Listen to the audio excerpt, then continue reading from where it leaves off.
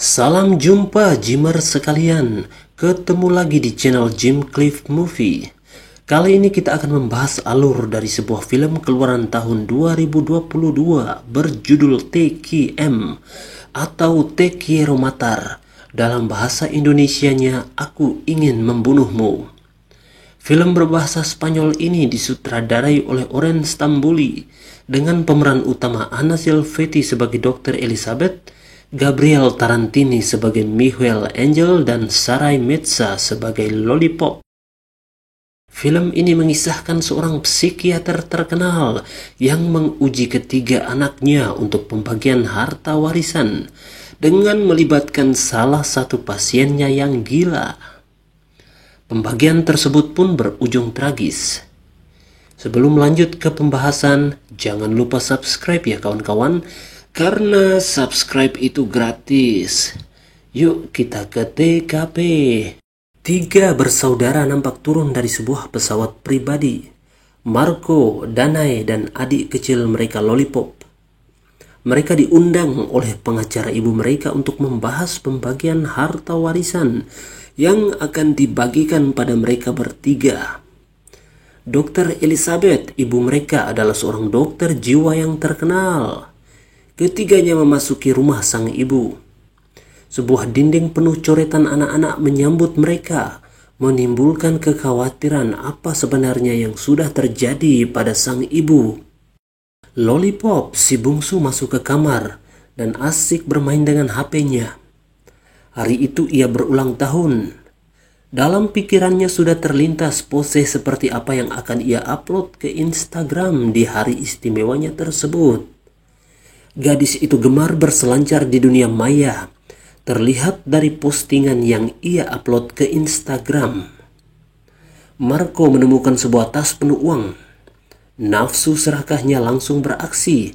Tas itu disimpannya sendiri. Ia juga menemukan sebuah papan catur peninggalan ayah mereka. Ia mengajak Danai saudarinya untuk bermain bersama. Lollipop masuk dan mengganggu keasikan kakaknya bermain catur.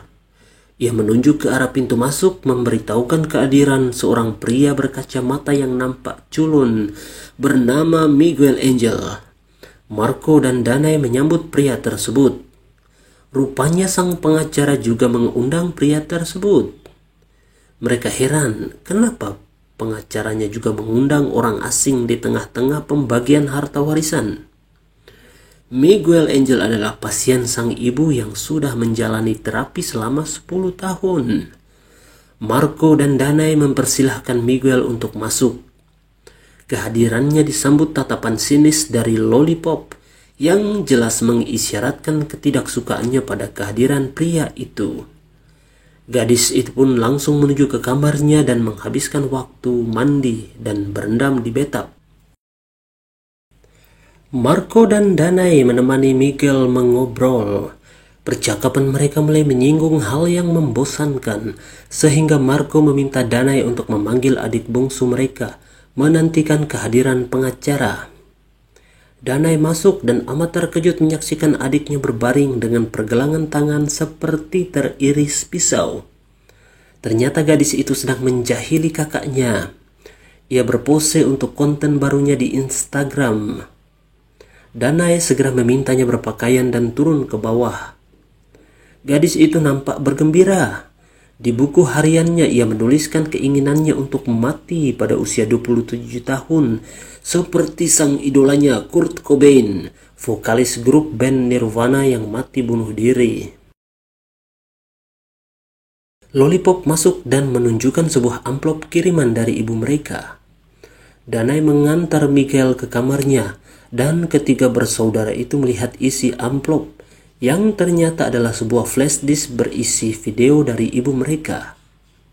Dalam videonya, sang ibu menyampaikan tentang 3 buah amplop berwarna merah, kuning, dan hijau yang berisi instruksi pembagian warisan, dan juga ibunya meminta 3 pasiennya menemani mereka dalam pembagian harta tersebut.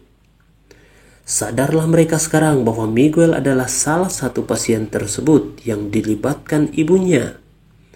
Mereka menyesal memperlakukan dia dengan buruk di awal pertemuan tadi. Marco, Danae, dan Lollipop mengajak Miguel bermain bersama. Mereka nampak sangat asik dan menikmati permainan. Saat jeda, Lollipop menanyakan masa lalu Miguel. Pria itu sadar keakraban mereka hanya sandiwara karena ia tahu isi amplop hijau. Ketegangan meningkat. Lollipop menampar Miguel dan Marco mencekiknya. Sifat asli ketiganya langsung kelihatan. Namun Miguel menolak memberitahu tentang amplop tersebut. Lollipop sedang bermain game di halaman depan. Miguel mendekatinya. Namun pria tersebut bertingkah seperti seorang anak kecil. Ia mengaku bernama Gregorio dan mengetahui isi amplop kuning yang ditinggalkan ibu mereka. Saat Lollipop mencari tahu informasi lebih jauh, pria itu jatuh dan pingsan. Gadis muda itu berlari ke dalam meminta bantuan. Danae, kakaknya, menanyakan apa informasi yang didapat dari Lollipop. Namun gadis itu khawatir sesuatu yang buruk menimpa Miguel. Mereka menghubungi Marco untuk minta bantuan. Pria itu sedang keluar rumah untuk mencari informasi. Dia menemukan bahwa Miguel Angel adalah pasien penyakit jiwa yang punya 3 kepribadian berbeda. Dan salah satu kepribadian berbeda tersebut adalah seorang anak 10 tahun. Lollipop langsung sadar ia baru saja bertemu dengan kepribadian kedua. Keduanya bergegas mencari Miguel di halaman depan. Namun pria tersebut lenyap meninggalkan bajunya tergeletak di tanah. Danae dan Lollipop terkejut karena di dapur rumah mereka ada seorang pria bertelanjang dada. Mereka sudah menduga itu adalah kepribadian ketiga dari Miguel yang bernama Francesco. Pria itu mengetahui isi amplop merah dan mengajukan penawaran agar mendapatkan bagian dari warisan. Lollipop yang kesal mengambil sebuah obeng dan mengancam Francesco di lehernya. Tapi pria itu malah menganggapnya permainan. Marco tiba-tiba sampai di rumah dan Francesco dengan sigap menangkap Danae dan mengancam membunuhnya untuk menakuti Marco. Sebuah ketukan terdengar di pintu dan kali ini seorang perawat menghantar masuk seorang wanita tua di kursi roda. Wanita itu adalah Dr. Elizabeth, ibu mereka. Elizabeth nampak memprihatinkan. Ia terkejut melihat putrinya Danae yang diancam oleh Francesco. Saat Francesco melihat wajah Elizabeth, pria itu langsung jatuh tak sadarkan diri. Marco sedang bersama Miguel Angel, pribadi pertama dari si pasien. Marco tahu pria itu bisa membantunya mendapatkan semua harta warisan. Ia menawarkan 1 tas uang yang ia jumpai saat awal masuk tadi. Miguel sepakat dan mereka pun berjabat tangan. Di ruangan lain, Danae dan Lollipop menyelidiki berkas informasi yang dikumpulkan Marco tentang rumah sakit jiwa milik ibunya dan juga mengenai kepribadian pasiennya Miguel. Pria malang itu menderita kepribadian ganda karena semasa kecil menjadi korban kekerasan fisik dari orang tua, kekerasan psikologis di sekolah, dan trauma psikologis akibat lingkungan tempat tinggal yang buruk. Mereka juga menemukan penyebab bangkrutnya rumah sakit jiwa, yakni karena manajemen yang buruk, korupsi, dan karena ibunya terlibat hubungan terlarang dengan pasiennya. Marco meminta Lollipop untuk mencari tahu dari Miguel tempat penyimpanan amplop ibunya. Gadis itu lalu mengajak Miguel bermain catur, dan sebagai hadiahnya, Miguel akan menunjukkan cara membuka kotak besi penyimpanan ibunya. Saat Miguel hendak menunjukkan cara membuka kotak, ia pingsan tak sadarkan diri. Marco, Danae, dan Lollipop berkumpul di kamar ibunya, dan mereka mencoba membuka kotak tersebut. Karena tetap tidak berhasil, Marco mengikat ibunya dan juga membawa Miguel masuk untuk menyiksanya. Ia percaya kalau ibunya melihat Miguel disiksa, Ia akan jatuh kasihan dan memberitahu cara membuka kotak tersebut.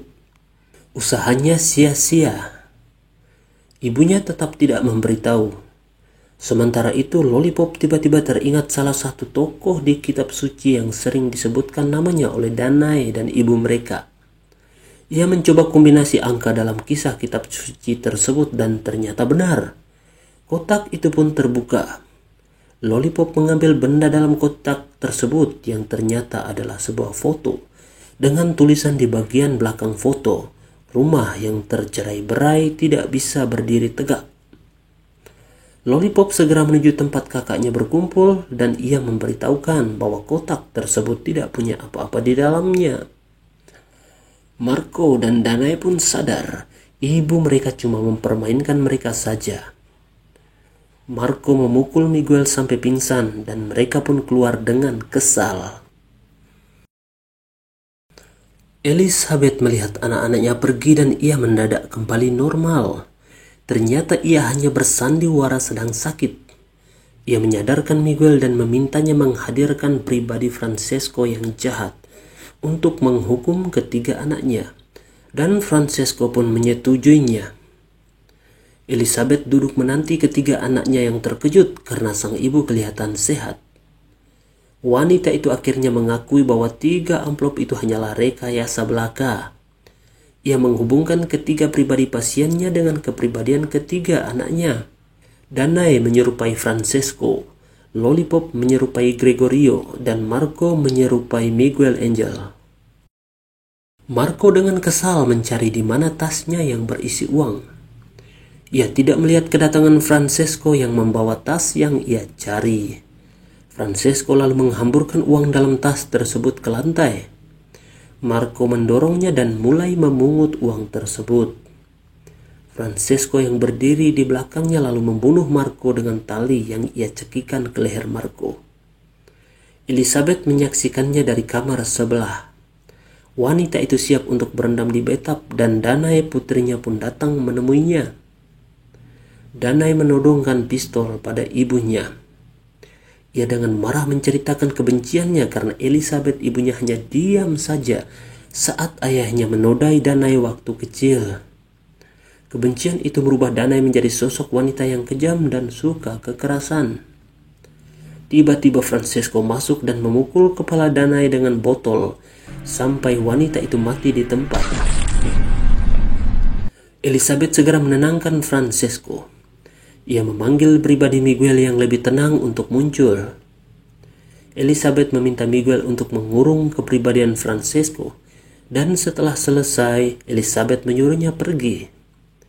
Ia tidak tahu kalau ternyata ketiga pribadi dalam satu tubuh itu kini bisa saling berkomunikasi satu sama lain. Francesco menodongkan pistol pada Elizabeth dan menembaknya tanpa ampun. Francesco keluar mencari Lollipop untuk membunuhnya. Gadis itu tanpa rasa takut menanti di samping kolam renang. Ia menunjukkan foto-foto dirinya dalam keadaan berlumur darah di Instagram. Ia minta Francesco membuatnya berdarah seperti dalam gambar tersebut. Namun sebelumnya mereka menghabiskan waktu untuk bercumbu. Saat Francesco sudah buta oleh nafsu, Lollipop menancapkan obeng tajam tepat ke lehernya, dan pria malang itu pun jatuh berlumuran darah ke dalam kolam. Darah pria itu membasahi wajahnya, dan tanpa rasa jijik, dikeluarkannya permen Lollipop dan menghisapnya. Sakit jiwa parah ternyata juga diidap oleh Lollipop, dan film ini pun berakhir.